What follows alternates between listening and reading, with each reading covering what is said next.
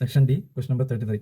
How many terms of the AP 27, 24, 21 must be taken so that their sum is 105? Which term of the AP is 0?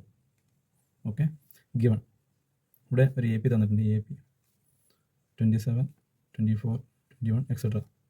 അപ്പോൾ നമുക്കിതിന് first term A equal to 27 ആണ്. D equal to A2 minus A1. That is equal to 24 minus 27. That is equal to minus 3. ഇവിടെ SN എത്രയാണ് തന്നെ? SN equal to 105 എന്ന് വന്നിട്ട് N equal to എത്ര നമുക്ക് കണ്ടുപിടിക്കണം.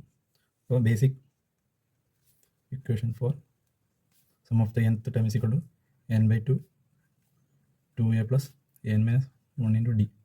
ഇവിടെ n നമുക്ക് എത്രയാണെന്ന് അറിയില്ല. 105 equal to n/2 2 multiplied by 27 plus n minus 1 into d. d എന്ന് പറഞ്ഞാൽ -3 ആണ്. ഈ 2നെ ഇങ്ങോട്ട് എടുക്കുക. അപ്പോൾ 210 എന്ന് വരും equal to n into 54 54 expand ചെയ്യാം. 3n plus 3 എന്ന് വരും. That is equal to 54 plus 3 57n minus 3n square 210 equal to ഇതിനെല്ലാം ലെഫ്റ്റ് ഹാൻഡ് സൈഡിലോട്ട് എടുക്കുക. That is 3n square minus 57n plus 210 equal to 0. ഇത് 3 കൊണ്ട് ഡിവൈഡ് ചെയ്യുക. അപ്പോൾ നമുക്ക് കിട്ടും n square minus 19n plus 70 equal to 0. നമുക്കിതിൻ്റെ ഫാക്ടേഴ്സ് കണ്ടുപിടിക്കണം. ഇതിന് n square minus 19 14n minus 5n എഴുതാം പ്ലസ് 70 equal to 0. ഇത് n കോമൺ ആണ്, എന്നെ പുറത്തെടുക്കുക. അപ്പോൾ n minus 14 minus 5 പുറത്തെടുക്കുക. അപ്പോൾ n minus 40 equal to 0 എന്ന് കിട്ടും. നമുക്ക് factors n minus 5 and n minus 14 എന്ന് കിട്ടും. therefore n is equal to 5 or n is equal to 14 എന്ന് കിട്ടും. നമുക്ക് ഇത് മനസ്സിലാക്കാം. either the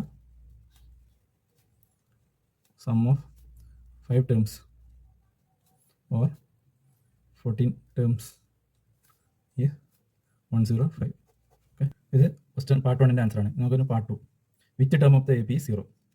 Let nth term of AP is 0 എന്ന് നമുക്ക് എടുക്കാം. therefore an is equation for an is equal to a plus n minus 1 into d. nth term അതായത് an 0 ആണ്.